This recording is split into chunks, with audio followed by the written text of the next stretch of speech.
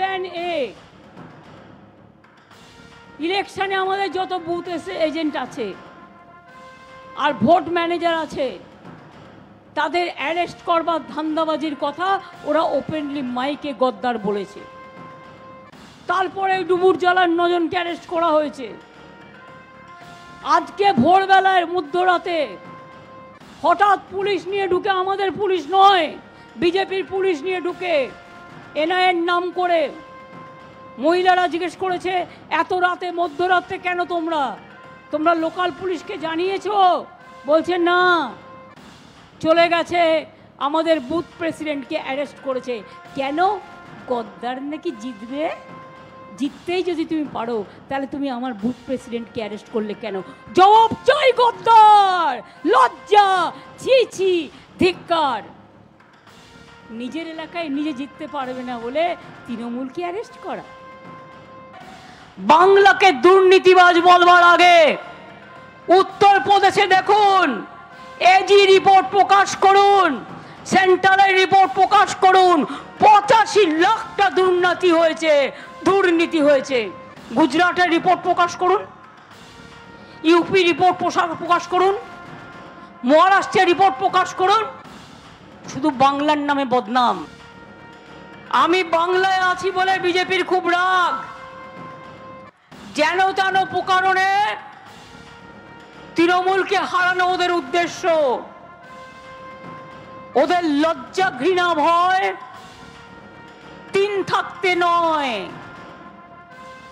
কানে দিয়েছে তুলো আর পিঠে বেড়েছে কুলো। আর যত পারো সিবিআইকে দিয়ে কিলো, এনআইএকে দিয়ে কিলো, ইনকাম ট্যাক্সকে দিয়ে কিলো, ইডিকে দিয়ে কিলো। এনআইএ আর সিবিআই বিজেপির ভাই ভাই, আর ইডি আর ইনকাম ট্যাক্স বিজেপির ফান্ডিং বক্স। জোর করে টাকা তুলছে আর বিজেপির ফান্ডে দিয়ে দিচ্ছে। এনআইএ আর সিবিআই বিজেপির ভাই ভাই, আর ইডি আর ইনকাম ট্যাক্স বিজেপির ফান্ডিং বক্স। জোর করে টাকা তুলছে আর বিজেপির ফান্ডে দিয়ে দিচ্ছে। হামলাটা কে করেছে? হামলাটা মেয়েরা করেনি, হামলাটা করেছে এনআইএ। গদ্দার জানে হারবে, তাই লোকের বাড়ি গিয়ে গিয়ে, কোথায় একটা চকলেট বোম ফেটেছিল 2022 সালে, আর মধ্যরাতে গিয়ে যদি মহিলার বাড়িতে গিয়ে অত্যাচার করে, গ্রামে ঢুকে গিয়ে অত্যাচার করে, তা মহিলারা কি করবে? শাখা বালা পরে বসে থাকবে না মাথায় ওড়না দিয়ে বসে থাকবে?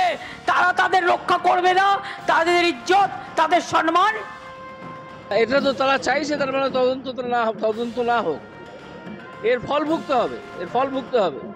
এনআইএ এর গায়ে হাত দেওয়া বা সিবিআই বা ইডির গায়ে হাত দেওয়া, এটা ধরে নেওয়া হয় ভারতবর্ষের রাষ্ট্রের হাতে, ভারত রাষ্ট্রের বিরুদ্ধে কাজ করা। যারা এই কাজ করলো ভারত রাষ্ট্রের বিরুদ্ধে, তারা রাষ্ট্রদ্রোহী। তাদের বিরুদ্ধে উপযুক্ত কড়া ব্যবস্থা নেওয়া হবে এবং নিতে হবে। এটা আমার দাবি ভারত সরকারের কাছে।